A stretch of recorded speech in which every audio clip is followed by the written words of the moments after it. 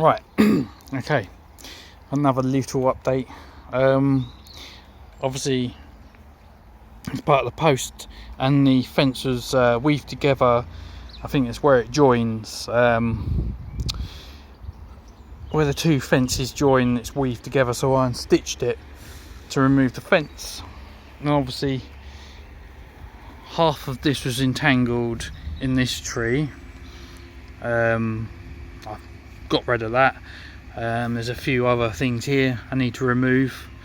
Get stump grinder, grind it out. Go down here, see where the fence is here. It's entangled in another sort of stump, another one there. I don't know if I get away with that. I might still need to remove that fence post, and obviously this fence is going to have to roll up. It's broken anyway, it's going, but I'll make it secure once I've removed the stumps. There's obviously some more. That's just well, you can see I'm removing a lot of it, so the garden dips a little bit, so I might have to do a little bit of leveling. But obviously the grass here, again, this is what I was on about. I'm going to put a border, so this won't be grass anymore. The fence will be there, and it'll be earth, flowers, whatever, track bed. And this is the major one, because this post, as you can see, it looks, it's like I have to dig this out so I can chop this down a bit closer to the ground so I can use the stump grinder. But also, this is what half of the problem is, the tree is embedded within the fence. As you can see here, the fence and the tree are one. But yes, I'll remove it. Yeah, it's better than me not being in front of the camera this time. I've got more control. Yes, I might scrap that other video I made. Let's go round. So yes, this one, the posts have to be removed. I'll roll the fence up, cut the stump out, and then re-roll the fence back down for temporary measure until I get the new posts in and all the stuff to do with the fence done. Down here, like, yeah, this is better. Me being in front of the camera is stupid. I'll do another video at the watercress line with me explaining to detail what's going on, but for now I'm going to make this video. Here will be the back edge of the outhouse. You can see the corner of the fence there. This fence here is new, but I'm going to remove it and level out the ground behind it. It's uneven. There's some garlic grass. My wife wants to keep some of that, so we'll remove that. There's a few little ferns and shoots and stuff that I'm going to remove. There's a fern over there, it's coming up again. That's going to be removed to save some of the plants. Here is, yeah, this is where I've been working. I've got to remove all this soil. It's piled up at the back. This fence goes up slightly, you can see. I'm going to level it all out. So basically, I don't know whether to put the fence back or this will be the back end of my outbuilding. So basically here, right, let's get here. So basically this is the edge of the grass, because I was going to say something else. The grass was grown over this patio, and I found the edge of the garden here. Here, if I go down, that is an old washing line post, the original to this property. The property's built in February 1925. That's when these properties were built. So yeah, that's one of the original posts. So originally, I reckon this was here, and there was a shed here with a tree that grew through it. So yes, I've removed this. I've got to again cut this down and get a stump grinder, remove it. You can see where some of the logs I've chopped up already. Got a friend that has a stove and uses logs, so he can let them dry out and use them. Obviously this fence is going to be removed again. This is better condition than the one on the other side, but still it's going to be done. Yeah. That's what I dug up. So that was buried under the here, and it's all uneven, so I've removed a lot of it and I'll use that as hardcore. So yes, like I was saying, the grass originally was growing over here. I found the edge of the garden, so this is basically where the outhouse will be. Excuse my daughter's little scooter there, she's been playing with that.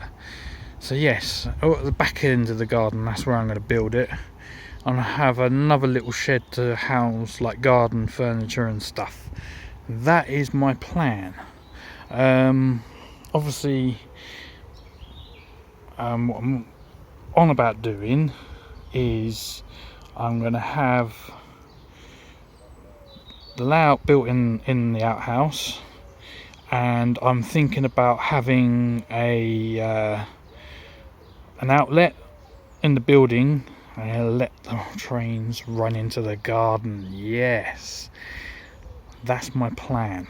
So I'm thinking about going with double O on a kind of a shelf, and at the bottom I'm thinking of having some of my O gauge. I've got O gauge, you see, and I can have it raised slightly and have the flowers growing in between. These are here only temporary because my wife's been growing some blueberries and strawberries and some herbs, but that's my plan. So where the grass is here, I'm gonna put a border, so the grass will end here, and that'll be a flower bed right against to the fence, which will be the new fence there.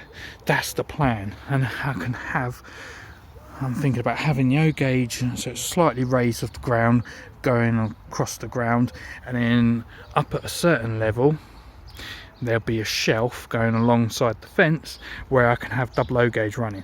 That's the plan, peeps. I'm looking forward to this.